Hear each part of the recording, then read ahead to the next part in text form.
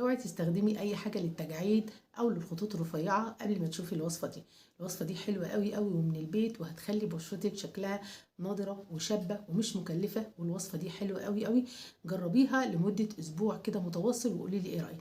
ازيكم يا بنات، عاملين ايه؟ انا عارفه ان انا اتاخرت عليكم، بس النهارده جايه بوصفه حلوه قوي وكمان سعرها معقول ونتيجتها مقبوله مليون بالميه. اول حاجه ده شكل الصمغ العربي. شايفين كتل الصمغ العربي دي؟ هو ده الصمغ العربي. تمام. هتاخدي منه حبه كده حلوين وتنقعيهم في ربع كوبايه ميه زي ده، بيبقى شكله كده. تمام كده. طيب، خدنا الصمغ العربي نص موزه مستويه، انا كنت شايلاها في التلاجة دي نص موزه مستويه مش اكسباير، مستويه قوي. وبعدين تهرسي النص موزه، النص موزه بتاخد 4 معالق من الصمغ العربي، من منقوع الصمغ العربي. وبعدين تغسلي بشرتك كويس جدا جدا جدا بالغسول عشان تبقى مهيئه لاستقبال الماسك. تفرديه على بشرتك لحد ما يعضم تماما. تبقى وكمان ما تعمليش اي حركات وانت حاطه الماسك، او تعملي اي حركات بوشك. وبعدين تشطفيه، تجيبي قطنه بميه دافيه وتزيليه، وبعد كده ترطبي. ترطيب جزء مهم جدا جدا لنضاره البشره. البشره المترطبه مش عرضه للتجاعيد. البشره المترطبه مش بتعجز، مش بتشقق، مش بتقشر، مش بتبقى جافه، مفيش اي حاجه. الترطيب اساس البشره النضره والبشره المثاليه.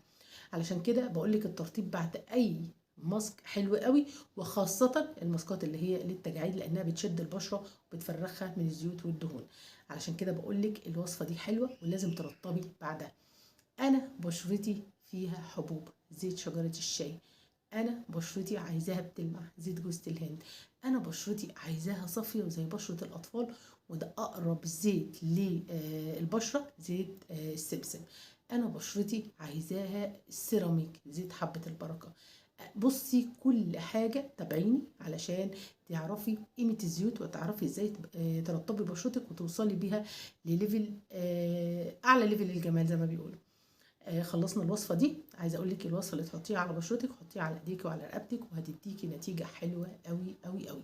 الموز من الحاجات الحلوه، وقشر الموز من الحاجات الحلوه، والوصفه دي هتديكي نضاره. الوصفه اللي بعد كده الرز والبان الدكر، هتعملي منهم احلى كريم. وانا مش بقولك ان الكريمات مش حلوه، انا مش بحب الحاجات الغاليه، وبحب الحاجات الطبيعيه، وبحب النتائج المرضيه. مفيش حاجه اسمها سحر، ومفيش حاجه اسمها بين يوم وليله بشرتك بتتغير او شعرك بيتغير او جلدك بيتغير. الحاجات دي بتاخد وقت، وخصوصا مع الطبيعي، بس بتديكي نتيجه حلوه قوي قوي. وزي ما بتاخد وقتها وبهدوء كمان، مش بتروح بسرعه، او مش زي الحاجات اللي انت بتحقنيها او مجرد ما مفعولها يروح او الافكت بتاعها يروح تلاقي بشرتك اتغيرت، وده بيبقى مش احسن حاجه. عايزاكي تتابعيني، وفضلا وليس امرا اعملي لايك للقناه، وتابعيني على كل الابلكيشنز عشان توصلي لاعلى ليفل من الجمال. وجربي، يلا بينا.